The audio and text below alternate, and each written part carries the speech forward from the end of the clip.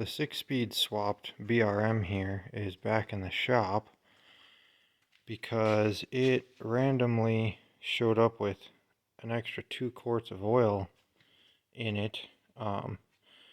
First thing I did was pressure test the coolant, and it seems to be holding, and it definitely doesn't appear like the head gasket is leaking.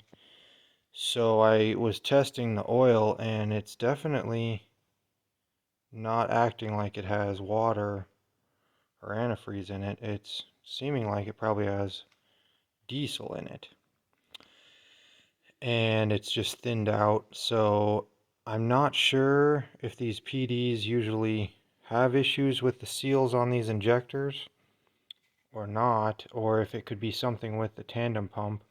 I went ahead and pulled all this stuff off. I was hoping to find the issue before I started the video, but it doesn't seem to be clear. I've got the injectors out here, and all the O-rings seem fine. So anyway, I was wanting to do a set of BHW injectors in this thing anyway, and I have an extra tandem pump, so we're going to go ahead and replace all of that and just see if that clears up the issue. I've got the BHW injectors here.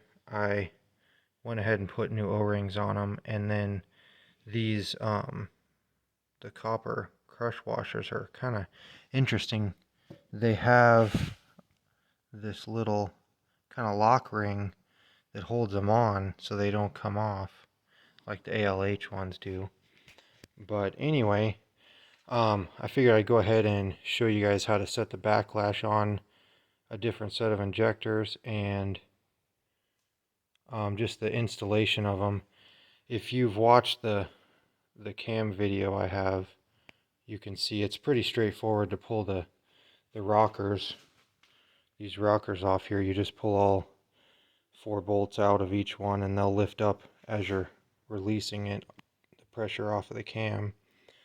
And then there are these little lock retainers on the side with just 1 bolt that holds the injector in. Once you get those off and unplug your connectors here, then you just I just take a screwdriver and just gently pry side to side on them, and you can usually lift up as you're prying back and forth, and they'll pop right out. So they're definitely a little easier than the ALH ones that get corroded in there. For sure, it's nice and clean. But anyway, yeah, I even tried running the engine with the valve cover off, and I just cannot see anywhere that there is diesel coming out. So we're just going to try a different set of injectors and everything and see if that gets it taken care of.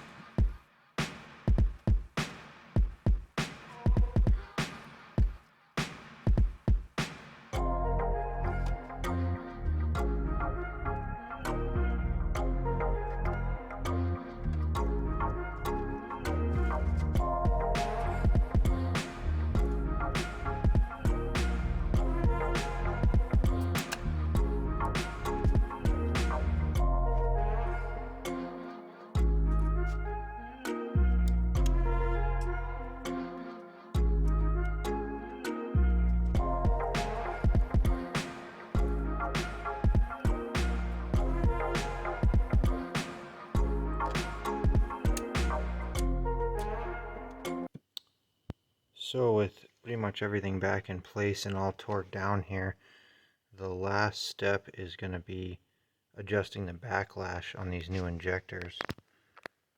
And I guess the cheating quick way to do it without using a dial indicator or something to find where that cam lobe is at the top is you take your injector lobe right here. You can kind of follow the injector ports to know which one is the intake lobe, and when that intake lobe is lined up with the rocker there, the pin or whatever you call it, that is right at the same place where the injector lobe is pushing down. And if you look at these, you can see this is definitely pushed down the most. It's clear down, fully compressed. And then once you have that and you get these lock nuts loose, you go ahead and take your wrench, tighten it up until it gets snug, and then you're going to kind of figure out where you're at there, and you want to go 180 degrees loosened up, and that is setting the proper backlash. Then you go ahead and tighten your nut down and you're good to go to roll the engine over to the next intake lobe, which would be this one. So get this intake lobe rolled up to here, and then when you switch to this other half of the engine, the intake lobe switches sides. So these are both intake lobes here, and that way you can roll it up to that one and you'll line it up from this side, and that's pretty much it. Just get all four of them set at 180 degrees from tight with them fully depressed.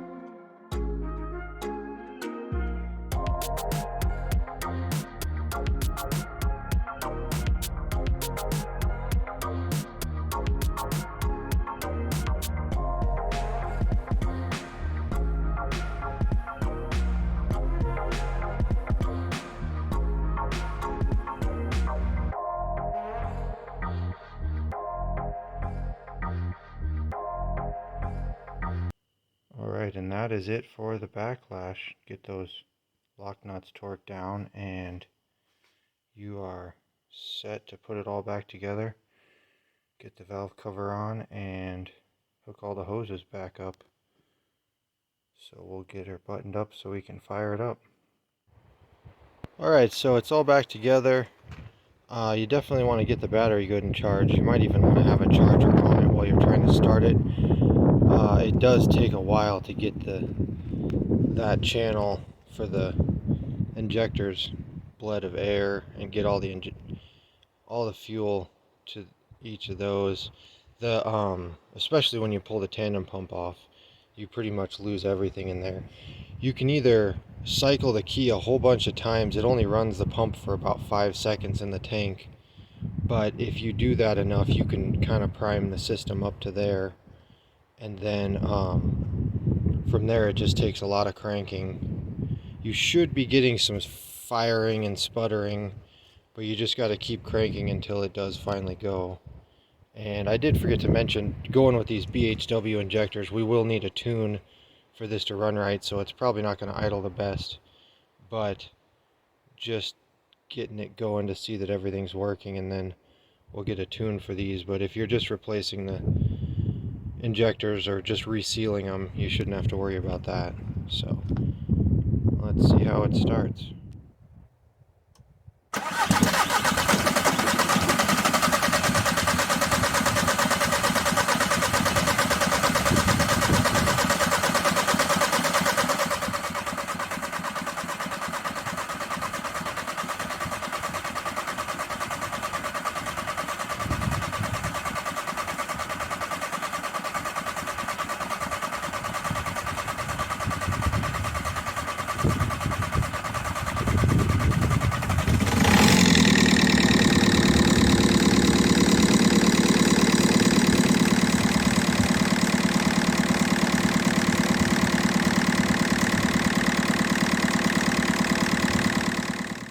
Alright, I put about 100 miles on it and seems to be running alright.